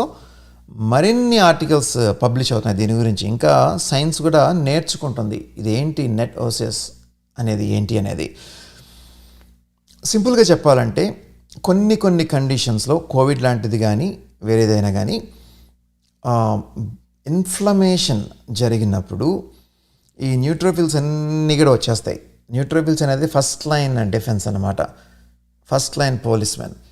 అన్నీ వచ్చేసి గుమి కొడతాయి. అమ్మ ఇక్కడేదో తేడాగా ఉందే అని చెప్పి వాటిని అటాక్ చేస్తాయి. వైరస్ కానీ బ్యాక్టీరియా కానీ ఏదైనా ప్యాథోజన్ అంటాం, దాన్ని అటాక్ చేస్తాయి. ఈ అటాక్ చేసే ప్రాసెస్లో ఈ న్యూట్రోఫిల్స్ బర్స్ట్ అయిపోతాయి. దానికి అదే బొక్కలు పెట్టుకుంటాయి కొన్నిసార్లు. పెట్టుకుని దాని లోపల ఉన్న మందుగుండు సామాన్ అంతా కూడా సింపుల్ మాటలు చెప్పాలనుకుంటే ఒక్కసారిగా బయటకు వదిలేసి ఆ వైరస్ని కంటైన్ చేయాలని, ఆ బ్యాక్టీరియాని కంటైన్ చేయాలని చెప్పి చేస్తాయన్నమాట. అలాగే న్యూట్రోఫిల్స్ ఉన్న ఒక చోట చేరి ఒక చిన్న నెట్ లాగా కూడా ఫామ్ అవుతాయి. న్యూట్రోఫిల్ ఎంట్రాప్మెంట్, ఒక చిన్న నెట్ లాగా కూడా ఫామ్ అవుతాయి. ఇదంతా ఎందుకు చేస్తాయంటే వచ్చిన ఫారెన్ ప్యాథోజన్ వైరస్ ఆర్ బ్యాక్టీరియాని కంట్రోల్ చేయాలనే ఒక ఓవర్ జెలస్నెస్ తోటి చాలా వరకు హెల్ప్ అవుతుంది. కొన్నిసార్లు హార్మ్ అవుతుంది. ఒక్కసారిగా అంత ఇన్ఫ్లమేటరీ మీడియేటర్స్ అంటాం, ఈ మందుగుండు సామాన్ అంతా, ఈ న్యూట్రోఫిల్స్ ఒక్కసారి బయటికి డంప్ చేసేసరికి అది అన్ని చోట్లకి వెళ్ళిపోయి మనకి టిష్యూ డ్యామేజ్, ఆర్గాన్ డ్యామేజ్ అనేది జరిగేందుకు అవసరం ఉంటుంది. అలాగే ఇది జరిగినప్పుడు మన బ్లడ్ వెజల్స్లో క్లాట్స్ కూడా ఫామ్ అయ్యేందుకు అవకాశం ఉంటుంది. దీనికి సంబంధించి ఒక 2 ఆర్టికల్స్ నేను ఇక్కడ అటాచ్ చేస్తున్నాను, ఇంట్రెస్ట్ ఉన్న వాళ్ళు చదవచ్చు. అలాగే ఒక 2 మంచి ఇమేజెస్ కూడా నేను ఇక్కడ అటాచ్ చేస్తున్నాను, diagrams that will actually explain about this NETosis. Mallik గారు అడిగిన question, do you agree or not that high neutrophil count results in NETosis? Yes sir, I agree. 36th question ఏంటంటే, how will you control spike in neutrophils after giving steroids? We don't have to control the increase in neutrophils that happen after steroids. దానికి చాలా పెద్ద కారణం ఉంది. సింపుల్గా చెప్పాలనుకుంటే కనుక, ఈ స్టెరాయిడ్స్ ఇచ్చినప్పుడు వాట్ హ్యాపెన్స్ ఈజ్ మార్జినలైజేషన్ అంటారు. అంటే మన బోన్ మ్యారోలో ఆల్రెడీ రెడీగా ఉన్న న్యూట్రోఫిల్స్ బయటకు వస్తాయి, బ్లడ్ వెజల్స్లోకి వచ్చి తిరుగుతుంటాయి, సర్క్యులేషన్లో అలా తిరుగుతుంటాయి అన్నమాట, గస్తీకి వస్తాయి అన్నమాట. అది స్టెరాయిడ్స్ ఇచ్చినప్పుడు జరుగుతుంది. అందువలన బ్లడ్ కౌంట్ తీసుకుంటే కనుక న్యూట్రోఫిల్స్ పెరిగినట్టు తెలుస్తుంది. ఈ స్టెరాయిడ్స్ ఇచ్చినందువల్ల వచ్చే ఈ న్యూట్రోఫిల్ కౌంట్లో వచ్చిన రైజ్, డబ్ల్యూబీసీ కౌంట్ అంటాం చూసినప్పుడు, అది ఉన్నప్పుడు that is not harmful, that is not promoting any kind of inflammation. దానికి కారణం ఏంటంటే, ఈ స్టెరాయిడ్స్ ఇచ్చినందువల్ల మార్జినలైజేషన్ అంటాము, ఈ బోన్ మ్యారో నుండి బయటకు వచ్చిన న్యూట్రోఫిల్స్ గస్తీ తిరుగుతూ సర్క్యులేషన్లో ఉంటాయి, కానీ అవి టిష్యూస్ లోపలికి వెళ్ళి డ్యామేజ్ ఏం కాజ్ చేయవు. ఎందుకంటే స్టెరాయిడ్స్ ఇంకొక ఎఫెక్ట్ కూడా ఉంది. ఈ న్యూట్రోఫిల్స్ బ్లడ్ వెజల్స్ నుండి తప్పించుకుని బయటికి వెళ్ళి టిష్యూస్ని కానీ అదర్ సెల్స్ని కానీ డ్యామేజ్ చేయాలి అంటే ఫస్ట్ ఇది బ్లడ్ వెసల్కి అతుక్కుని ఆ తర్వాత అది మెల్లగా బయటికి వెళ్తుంది. ఈ steroids reduce the risk for the neutrophil to stick to the blood vessel and thus బయటికి వెళ్లకుండా ఆపుతుందన్నమాట. సో అందువల్లనే ఈ స్టెరాయిడ్స్ వల్ల వచ్చే న్యూట్రోఫిల్ కౌంట్ని మనం కంట్రోల్ చేయాల్సిన అవసరం ఏమీ లేదు. 37వ question, since lymphocytes are the main defence in COVID battle, if steroids are reducing the lymphocytes, how will the patient's immunity defend against the virus?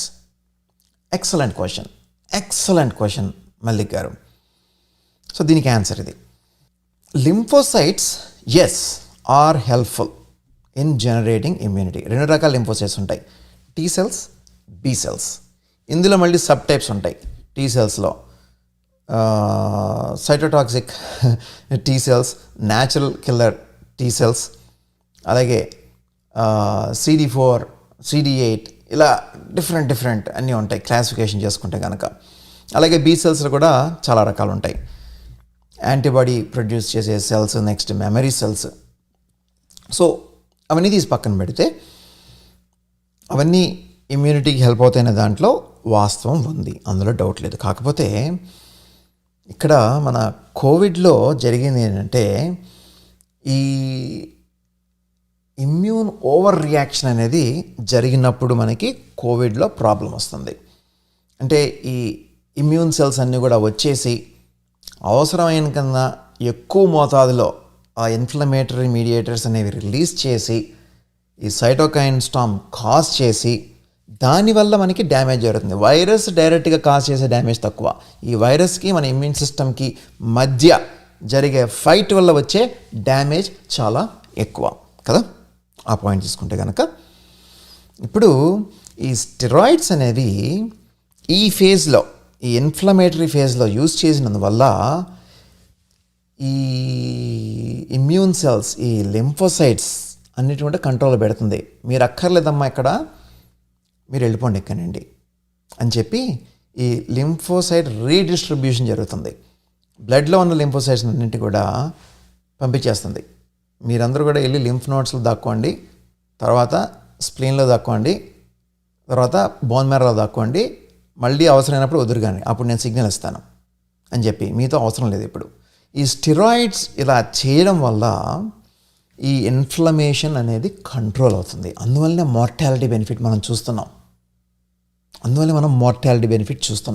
So my answer is yes, steroids వల్ల మీకు problem లేదు.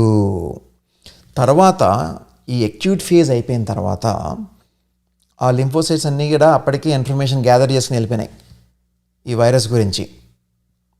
వాటి పనులు అవి ఉంటాయి, antibodies తయారు చేసుకోవడం, memory cells ఇవన్నీ కూడా ఉంటాయి.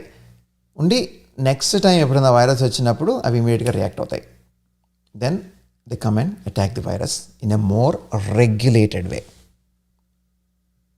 ఈ డిస్రెగ్యులేటెడ్గా ఉన్న లింఫోసైట్స్ అన్నిటినీ ఒక చెక్ పెడుతుంది అనమాట steroids. So it is helpful, it is not harmful. 38th question Mallik గారు అడుగుతుంది ఏంటంటే, డస్ గ్లూకోకార్టికాయిడ్స్ అంటే steroids affect B cell antibody production or not? దీని గురించి రీసెర్చ్ చేశారు. మార్చ్ 2021లో ఒక ఆర్టికల్ కూడా వచ్చింది. అదేంటంటే ఈ బీ సెల్ ఎఫెక్ట్ అవ్వడం స్టెరాయిడ్స్ వల్ల ఎస్ కొంతవరకు జరుగుతుంది, యాంటీబాడీ ప్రొడక్షన్ కూడా కొంతవరకు ఎఫెక్ట్ అవుతుంది. కాకపోతే నెగిటివ్గా ఏమీ ఎఫెక్ట్ అవ్వదు, హార్మ్ఫుల్ ఎఫెక్ట్స్ ఏమీ లేవు, దీనివల్ల ఇమ్యూన్ ప్రాబ్లమ్స్ ఏమీ లేవు అనే చెప్పి ఈ ఆర్టికల్ చెప్తుంది. ఆ ఆర్టికల్ కూడా అటాచ్ చేశాను, you can go through that article. 39th question, ఈ గ్లూకోకార్టికాయిడ్స్ ఆర్ స్టెరాయిడ్స్ అనేవి షుగర్ని పెంచుతున్నాయి కదా, మరి డయాబెటీస్ పేషెంట్స్లో ఎందుకు మరి యూజ్ చేస్తున్నారు అని క్వశ్చన్. దానికి ఆల్టర్నేటివ్స్ ఏమైనా ఉన్నాయా? ఇక్కడ ఏమవుతుందంటే ఈ కోవిడ్ అనేది జరిగినప్పుడు ఇన్ఫ్లమేషన్ బాగా పెరుగుతుంది కాబట్టి మనకి స్టెరాయిడ్స్ తప్ప వేరే మార్గం లేదు. Because that is only medication that is proven to improve mortality. Diabetes ఒకరికి ఉండుంటే కనుక జాగ్రత్తగా మనం వాళ్ళ బ్లడ్ షుగర్స్ మానిటర్ చేసుకోవాలి ప్రతిరోజు. యాక్చువల్గా రోజుకి 3-4 సార్లు వీలైతే మానిటర్ చేసుకుని దానికి తగ్గట్టుగా ఇన్సులిన్ డోస్ పెంచుకోవడం కానీ లేదా అదర్ డయాబెటీస్ మెడికేషన్ డోసెస్ పెంచుకోవడం కానీ ఇదంతా జరగాలి. ఇది హాస్పిటల్లో మేము చేస్తాము, కానీ బయట ఉండే వాళ్ళకి అంత ఈజీ కాదు. ఎస్పెషలీ కోవిడ్ సెకండ్ వేవ్లో ఏమైందంటే రిసోర్సెస్ బాగా తగ్గిపోయినాయి. డాక్టర్ ఒక్కొక్కళ్ళు 100-150 పేషెంట్లు చూడాల్సిన అవసరం వచ్చేసింది కదా. సో డీటెయిల్గా మాట్లాడి అంతే ఎలా మానిటర్ చేస్తారు?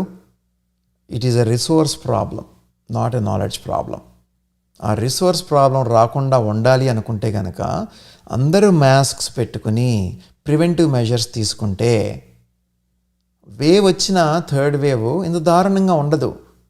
ఆ రిసోర్స్ క్రంచ్ ఉండదు. ఎప్పుడైతే రిసోర్స్ క్రంచ్ ఉండదో డాక్టర్స్కి, నర్సెస్కి వాళ్ళకి ఎనఫ్ టైం ఉంటుంది, ఎనఫ్ ఎనర్జీ ఉంటుంది.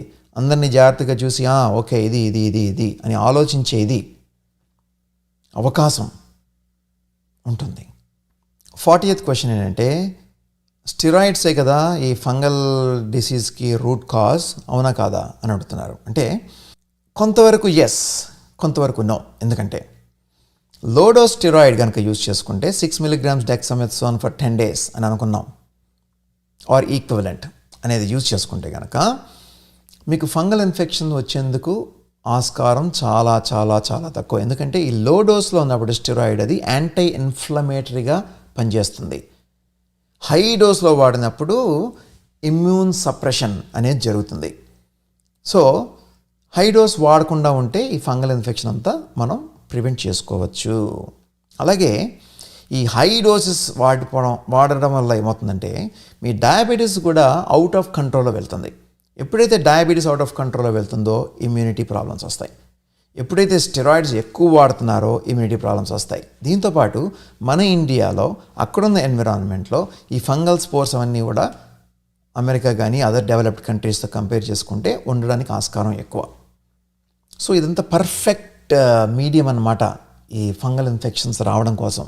అందువలన నా recommendation low dose steroids only, that to not more than 10 days.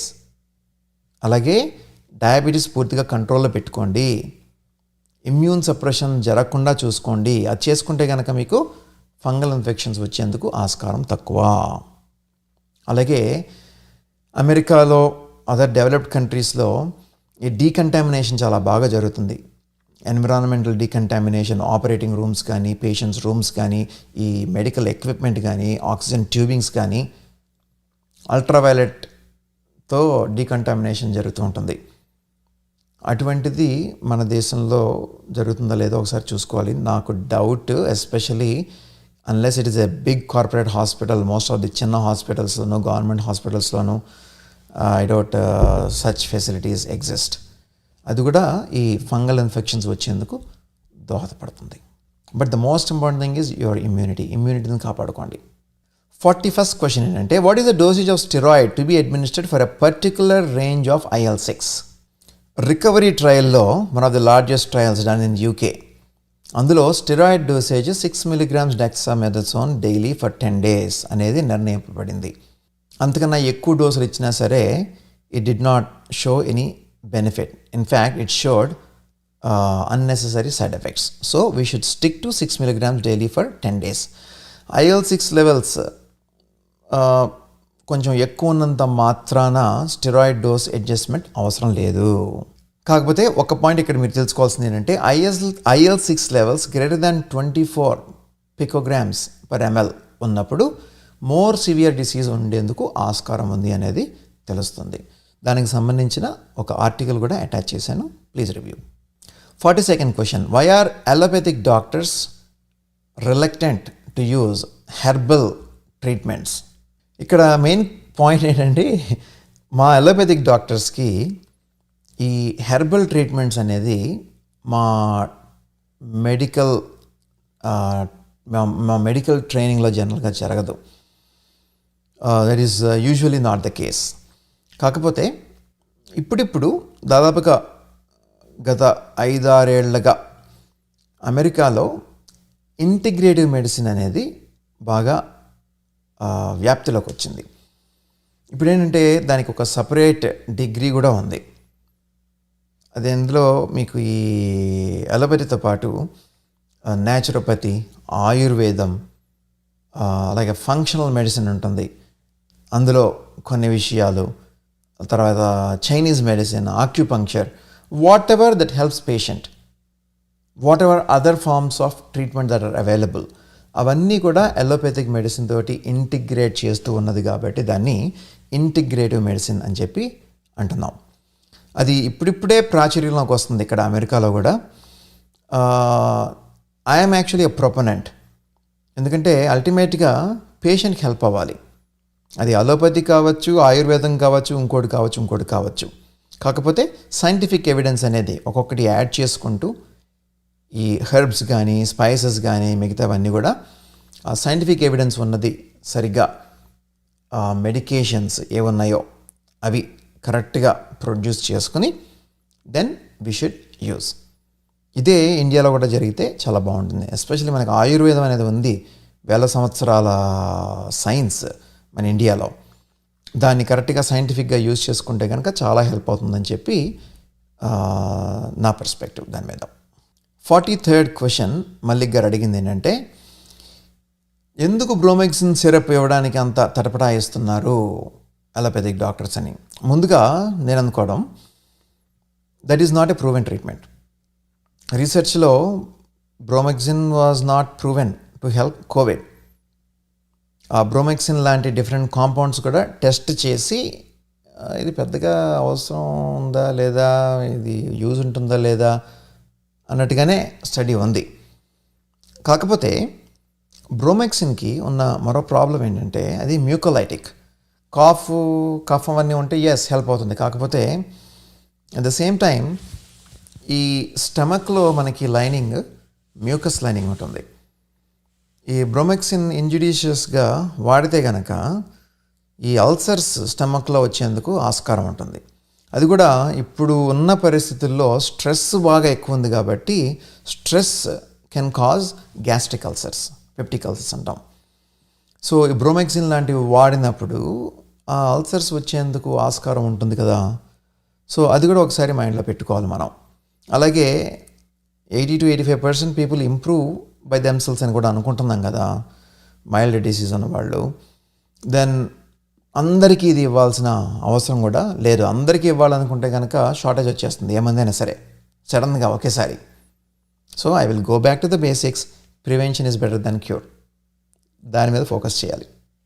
44వ question అంటే why are doctors hesitant to give గౌట్నెల్ అంటే కోల్చిసిన్ అంటాం. అది గౌట్ అనే డిసీజ్కి ఇస్తాం అనమాట. Colchicine is a good anti inflammatory, గౌట్కి బాగా పనిచేస్తుంది. కాకపోతే రీసెర్చ్ జరిగింది దీని మీద కూడా. Colchicine is not proven to be helpful for COVID. That's reason most likely doctors are not willing to give it. దానివల్ల యాక్చువల్గా సైడ్ ఎఫెక్ట్స్ కూడా ఉంటాయి. డయేరియా అని కానీ ఒక్కొక్కసారి ర్యాష్ అని కానీ ఇలాంటివి వచ్చేందుకు అవకాశం ఉంటుంది. If it is proven of course I think people will be willing to use it. దానికి ఒక ఆర్టికల్ కూడా ఉంది, అది అటాచ్ చేశాను. 45th క్వశ్చన్ ఏంటంటే ఆన్ February 4th ఈ ఐవర్మెక్టిన్ గురించి మ్యానుఫ్యాక్చరర్ మెర్క్ వాడు ఒక ఆర్టికల్ రాశాడు, అది మీరు చూసారా అని చెప్పి. పాయింట్ ఏంటంటే ivermectin is not A proven treatment for Covid, so don't use it, it's not needed. ఇవి కాకుండా మల్లిక్ గారు ఈ కొత్తగా delta plus third wave threat గురించి కొన్ని క్వశ్చన్స్ కూడా అడగడం జరిగింది. అది ఇంకొక 10 క్వశ్చన్స్ ఉన్నాయి దాదాపుగా. అవి కూడా ఆన్సర్ చేసేస్తే మనకి ఈ సెషన్ అయిపోతుంది. 46th క్వశ్చన్ ఏంటంటే థర్డ్ వేవ్ మన ఇండియాని హిట్ అవుతుందా లేదా అనేది మీరు యాంటిసిపేట్ చేస్తున్నారా అని అడిగారు. ఇక్కడ నా సమాధానం ఏంటంటే మనం జాగ్రత్తలు గనక తీసుకోకపోతే థర్డ్ వేవ్ ఏంటి, ఫోర్త్ వేవ్ ఏంటి, ఫిఫ్త్ వేవ్ ఏంటి, సిక్స్త్ వేవ్ ఏంటి, 10th వేవ్ కూడా వస్తుంది. ఇక్కడ మెయిన్ జాగ్రత్తలు తీసుకోవాలి. గవర్నమెంట్ తరపు నుండి వాళ్ళు జాగ్రత్తలు చాలా చెప్పాలి, రెస్ట్రిక్షన్స్ పెట్టాలి. ప్రజలు కూడా ఇంత జరిగింది కదా దాదాపుగా సంవత్సరంన్నర నుండి ఎంతో జాగ్రత్తగా ఉండాలి, పాఠాలు నేర్చుకోవాలి. ఇంతకుముందు మనం ఏం తప్పులు చేసాం, అది రిపీట్ అవ్వకుండా ఎలా ఉండాలి, మాస్క్ పెట్టుకుని బయటికి వెళ్ళడానికి ఎందుకు అంత కష్టపడుతున్నారు, బయటికి ఎందుకు వెళ్ళి మనం సెలబ్రేట్ చేసుకోవాలి, వెడ్డింగ్స్ కానీ సెరమనీస్ కానీ అవి లేకపోతే ఒక సంవత్సరం ఉండలేమా? కొంచెం కష్టమే, కానీ బతికి ఉండడం మోర్ ఇంపార్టెంట్ కదా, అది ప్రయారిటీ కదా. ఇలా ఆలోచించాలి అందరూ కూడా.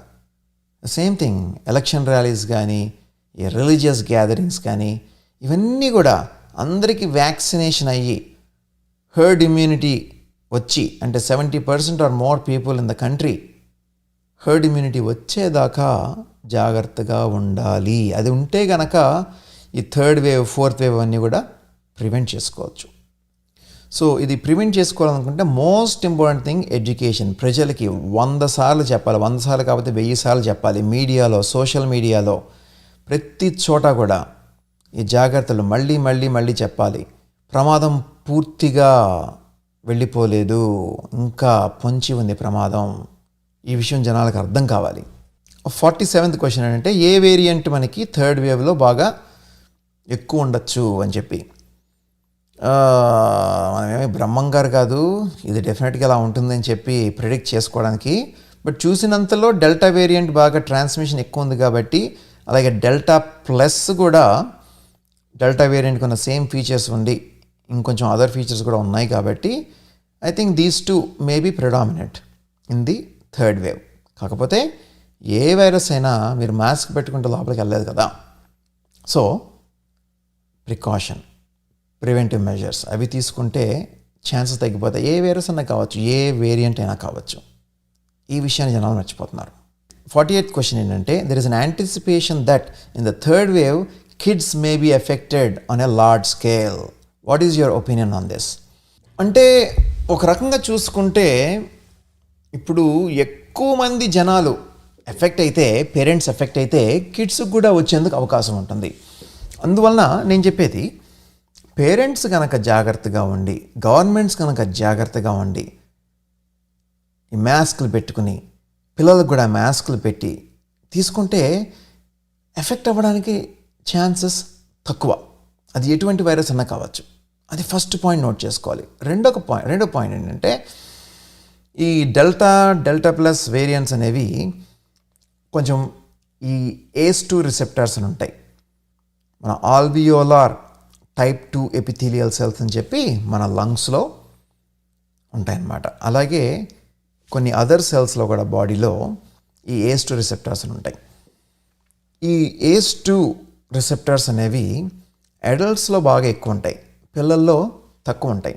అందువలన పిల్లలు అంత ఈజీగా ఎఫెక్ట్ కారు ఈ కోవిడ్ వైరస్ తోటి. ఎందుకంటే ఈ COVID-19 వైరస్ అనేది ఆ ACE2 రిసెప్టార్కి వెళ్ళి అతుక్కుంటుంది. అప్పుడు అది ఆ రిసెప్టార్ని అతుక్కుని సెల్ లోపలికి వెళ్తుంది. ఆ సెల్ లోపలికి వెళ్ళి అక్కడ అది వైరస్ మల్టిప్లై అవుతుంది. మల్టిప్లై అయ్యి ఆ వైరస్లన్నీ ఇప్పుడు బయటకు వస్తాయి. బయటకు వచ్చి మిగతా సెల్స్ ఇన్ఫెక్ట్ అవుతాయి. ఇది జరిగే ప్రాసెస్. దీనంతటికీ ఆ ACE2 రిసెప్టర్ అనేది ఒక ఇంపార్టెంట్ ఫ్యాక్టర్. ఆ ACE2 రిసెప్టర్ అనేది పిల్లల్లో తక్కువ ఉంటుంది కాబట్టి వాళ్ళకి ఈ వైరస్ ఎఫెక్ట్ చేసేందుకు అవకాశం తక్కువ. కాకపోతే ఇప్పుడు వచ్చే కొత్త డెల్టా ప్లస్ వైరస్లు ఆ ACE2 రిసెప్టార్ని కొంచెం గట్టిగా అతుక్కునేటట్టుగా ఉన్నాయి. So precaution.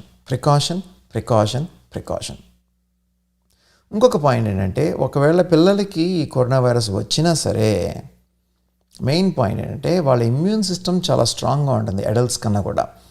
So they handle it much better. పిల్లల్లో కూడా కరోనా వైరస్ వస్తే the disease is mild, severe disease అనేది రేర్. కాకపోతే ఒక్క విషయం గుర్తుంచుకోవాల్సింది, పిల్లల్లో ఈ కోవిడ్ వచ్చి తగ్గిపోయిన తర్వాత MIS-C అంటాం అన్నమాట, multi organ inflammatory syndrome in children అంటాం. ఈ కోవిడ్ వైరస్ వచ్చిన తర్వాత ఒక 2-3 వీక్స్ తర్వాత సడన్గా ర్యాష్ రావడం, కంజక్టివైటిస్, కళ్ళు మంటలు పట్టడం, దురద పట్టడం, ఎర్రగా అవ్వడం, ఇవన్నీ కొన్ని సిమ్టమ్స్. ఇవన్నీ వచ్చినప్పుడు లోపల సివియర్ ఇన్ఫ్లమేషన్ కూడా ఉండొచ్చు. ఉండి సడన్గా వీళ్ళు షాక్లోకి వెళ్ళచ్చు.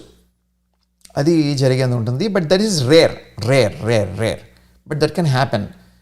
But large volume of kids ఒకేసారి ఎఫెక్ట్ అయితే then you will severely start seeing more number of cases like this. So prevention is important. Prevention. 49th question అడిగింది ఏంటంటే, what are the major factors that will make kids more vulnerable in third wave? Can you tell us about any supporting studies regarding this? నాకు తెలిసి the two most important factors that will make kids suffer in the next wave is recklessness from parents, recklessness from government. It is not so much a virus problem. It is a government and parents problem. రెక్లెస్గా ఉండద్దు. మీ పిల్లల్ని మీరే కాపాడుకోవాలి. తగిన జాగ్రత్తలన్నీ తీసుకోవాలి. మిమ్మల్ని కాపాడుకోండి, మీ పిల్లల్ని కూడా కాపాడుకోండి. ఒక 6 నెలల పాటు కాలేజీలకు వెళ్ళకపోతే, స్కూల్స్కి వెళ్ళకపోతే జరిగే నష్టం ఏమీ లేదు. మీ లైఫ్ స్పాన్, మీ పిల్లల లైఫ్ స్పాన్ ఒక 70 years 80 years అనుకుందాం. 6 నెలలు ఎంత, అందులో సంవత్సరం ఎంత? Tiny dot, tiny blip. So staying alive is priority. ఆ విషయం మీరు గుర్తుంచుకోండి. జాగ్రత్తలు తీసుకోండి. 50th క్వశ్చన్ ఏంటంటే, do you think it is there ignorance that so many different countries are panicking about Delta plus variant? First of all నేను చెప్పదలుచుకుంది ఏంటంటే, ఏ కంట్రీ అయినా సరే ప్యానిక్ అవ్వడం వల్ల లాభం లేదు. Panic is more problematic than pandemic. More people are dying of panic than pandemic. So ఇక్కడ డెల్టా ప్లస్ వేరియంట్ వచ్చింది, ఆ వేరియంట్, ఈ వేరియంట్లు మారుతూ ఉంటాయి. వైరస్ అనేది మ్యూటేట్ అవ్వడం నార్మల్, కొత్త వేరియంట్స్ అనేవి రావడం నార్మల్ జరుగుతూ ఉంటుంది. వేరియంట్ వచ్చిన ప్రతిసారి దాన్ని చూసి భయపడితే యూ క్యాన్ ఫైట్ ఇట్. భయాంతో మనం గెలవలేం, కరేజ్తోనే గెలవగలం యుద్ధాన్ని. వచ్చినప్పుడు కొంచెం భయం ఉంటుంది, అది నార్మల్. కానీ ప్యానిక్ అవ్వకూడదు. ఆ భయాన్ని వెంటనే కంట్రోల్కి తెచ్చుకోవాలి. ఇప్పుడు ఏం చేయాలి? లాజికల్గా ఆలోచించాలి.